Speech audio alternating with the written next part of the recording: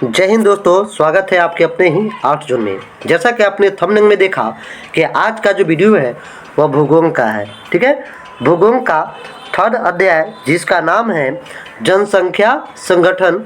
जनसंख्या संगठन से संबंधित आज हम तमाम प्रश्नों को इसे वीडियो में करने वाले हैं। तो जोड़ लीजिए आप अपने तमाम उन दोस्तों को जिस बार इंटर परीक्षा 2025 में सम्मिलित होने वाले हैं, उन तमाम छात्र छात्राओं के लिए यह वीडियो बड़ा ही महत्वपूर्ण होने वाला है। तो आज का प्रथम प्रश्न है, किस देश का लिंगा अनुपात विश्व में सर्वाधिक है? अगर हम लिंगा अनुपात की बात करें तो लिंगा अनुपात का है स्त्री और पुरुष के लिंग के अनुपात। तो दोस्तों इसका राइट ऑप्शन जो हो जाएगा वो ऑप्शन नंबर ए हो जाएगा, जापान। अगर क्वेश्चन सेकंड की बात करें हम, विश्व जनसंख्या का औसत लिंग अनुपात प्रति 1000 पुरुषों पर कितना है, स्त्रियां है? तो मैं बता दूं 1000 पुरुषों पर स्त्रियों का जो अनुपात है वह है 990। इसका राइट ऑप्शन ए हो जाएगा। नेक्स्ट क्वेश्चन, संयुक्त अरब अमीरात में निम्न लिंग अनुपात का कारण है। यानी पूछ रहा है कि संयुक्त राज्य अमीरात में जो लिंग अनुपात जो निम्न रूप में पाया जा रहा है ना, उस निम्न होने का कारण, निम्न मतलब कमी, नीचा होने का कारण क्या है? तो कार्यशील पुरुष जनसंख्या का प्रवास, यानी काम करने वाले पुरुष जो है वह ज़्यादा प्रवास कर रहे हैं, स्थान बदल रहे हैं, इस वजह से है ना वहाँ लिंग अनुपात में कमी आई है। नेक्स्ट क्वेश्चन, कौन सा आयु वर्ग कार्यशील जनसंख्या का प्रतिनिधित्व करता है? तो मैं बता दूं कार्यशील जनसंख्या कौन लोग होंगे? जो काम करने वाले होंगे। तो 15 से 59 वर्ष के जो लोग होते हैं वह कार्यशील जनसंख्या के अंतर्गत समझे जाते हैं। राइट आंसर इसका सी हो जाएगा। क्वेश्चन नंबर 5 है हमारा, साक्षर जनसंख्या की अधिकता का अर्थ है।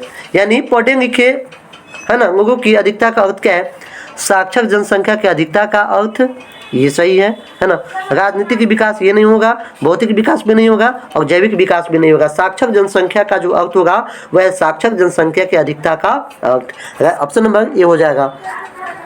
क्वेश्चन नंबर 6 हमारा, एशिया का कौन सा देश मानव विकास सूचांक में पहले स्थान पे है? तो मैं बात करूँ एशिया महादेश में है ना मानव विकास सूचांक में अगर सबसे अगर कोई डेवलप है तो वह है जापान, और जापान को उगते हुए सूरज का देश भी कहा जाता है। नेक्स्ट क्वेश्चन, आयु लिंग पिरामिड के दाएं भाग पर किस जनसंख्या प्रतिशत को दिखाया जाता है? यानी लिंगा अनुपात का जो पिरामिड जो बनाया जाता है, इस पिरामिड में है ना दो रूपों में बनाया जाता है, बाएं और दाएं।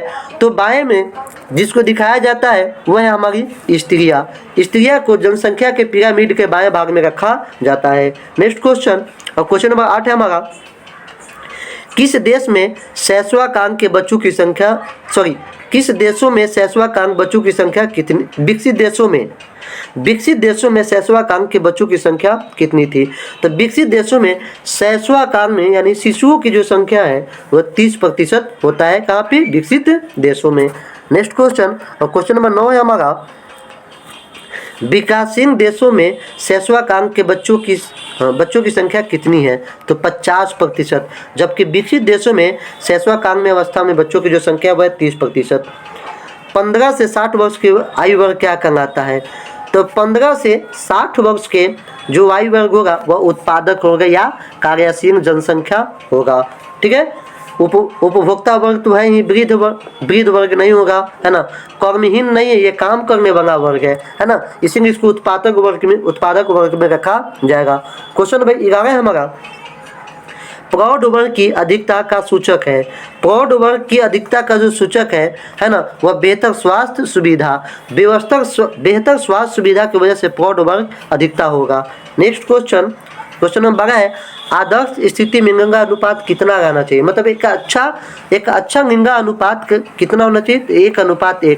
1:1 कहने का अर्थ है कि 1000 पुरुष और 1000 महिला। ठीक है, क्वेश्चन नंबर 13 है हमारा, भारत में शहर के लिए प्रति वर्ग किलोमीटर न्यूनतम घनत्व कितना होना चाहिए? यानी शहरों के लिए न्यूनतम घनत्व कितना होना चाहिए? तो 400 होना चाहिए। यानी 1 किलोमीटर में है ना 1 किलोमीटर में 400 जनसंख्या का होना चाहिए। ठीक है, एशिया में नगरीय जनसंख्या का प्रतिशत कितना है? तो एशिया महादेश में नगरीय प्रतिशत जो है वह आपका 38%। 21वीं सदी के प्रारंभ में भारत कितनी प्रतिशत जनसंख्या नगरीय थी? तो 21वीं सदी में भारत में जो नगरीय जो जनसंख्या था वह 27.8%। राइट ऑप्शन बी हो जाएगा। नेक्स्ट क्वेश्चन, और क्वेश्चन नंबर 16 है हमारा, व्यावसायिक दृष्टि से मानव द्वारा कितने प्रकार की आर्थिक क्रियाएं की जाती है?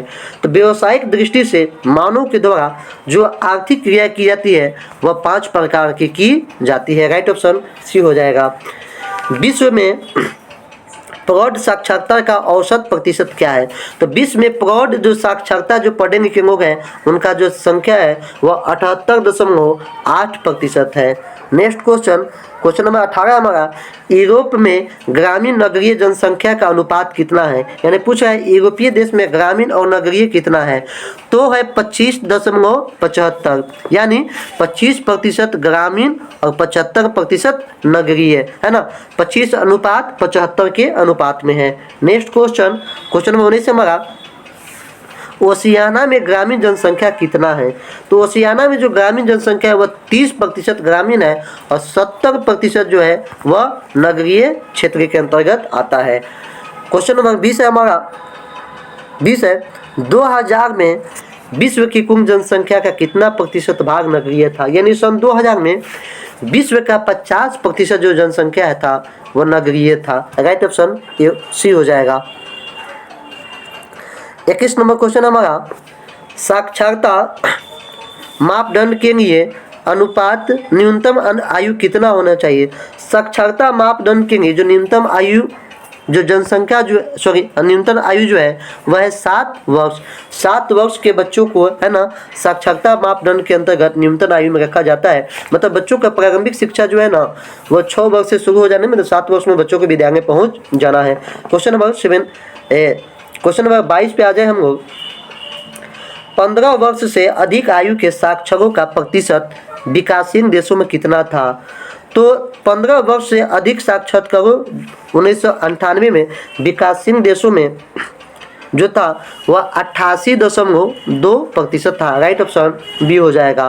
क्वेश्चन नंबर 23 की तरफ आते हैं हम लोग। क्वेश्चन नंबर 23 है, उच्च आय वर्ग के देशों में प्रौढ़ साक्षरता का प्रतिशत है। यानी जिनका उच्च आय है ना, वहाँ पे जो साक्षरता जो दर है हमारा वो है 98.6%। क्वेश्चन नंबर 24 हमारा, निम्नलिखित में कौन सांस्कृतिक नगर है? तो सांस्कृतिक नगर की अगर हम बात करें तो मक्का जो है वह सांस्कृतिक नगर है जो मुसलमानों के लिए मुसलमानों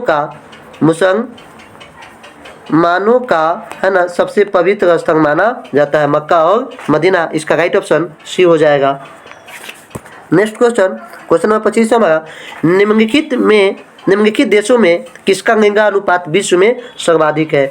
अगर हम लिंगा अनुपात के बारे में बात करें तो लैटविया एक ऐसा देश है जिसका लिंगा अनुपात है ना विश्व में सर्वाधिक है। लिंगा अनुपात करने का अर्थ है स्त्री और पुरुषों में प्रति 1000 में कि कितना स्त्री और कितना पुरुष। क्वेश्चन नंबर 26 है हमारा, निम्नलिखित संख्या में कौन जनसंख्या के कार्यशील आयु वर्ग का प्रतिनिधित्व करता है? तो मैं बता दूं कार्यशील जनसंख्या के अंतर्गत जो है वह 15 से 59 वर्ष या 15 से 60 वर्ष के जो लोग हैं वह कार्यशील जनसंख्या के अंतर्गत आते हैं। बच्चों और बूढ़ों को और है ना और बीमार और अपंग व्यक्ति को कार्यशील जनसंख्या में काउंटिंग नहीं की जाती है, गिनती नहीं की जाती है। राइट ऑप्शन इसका ए हो जाएगा। नेक्स्ट क्वेश्चन 27 नंबर, वह व्यक्ति जो एक वर्ष में 183 दिनों से कम दिनों काम करता है वह क्या कहलाता है?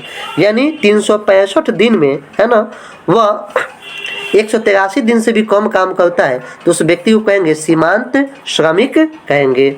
और आज का मेरा अंतिम प्रश्न है, मानव विकास सूचकांक का मान कितना है? तो 0 से 1 होता है। तो दोस्तों कैसा रहा आपके लिए वीडियो कमेंट सेक्शन में जरूर बताइए और जोड़ लीजिए आप उन तमाम दोस्तों को जो इस बार इंटर परीक्षा में सम्मिलित होने वाले हैं और मैट्रिक परीक्षा में भी सम्मिलित होने वाले हैं। तो इंटर परीक्षा वालों के लिए रात्रि 8 बजे और 10th वालों के लिए सुबह 10 बजे आपको तमाम सब्जेक्ट का ऑब्जेक्टिव हमारे इस YouTube पर देखने को मिल जाएगा। मैं बता दूं कि हमारे यहाँ ऑनलाइन और ऑफलाइन दोनों प्रकार की क्लास उपलब्ध है। मिलते हैं अगले वीडियो में, जब तक बने रहिए। जय हिंद।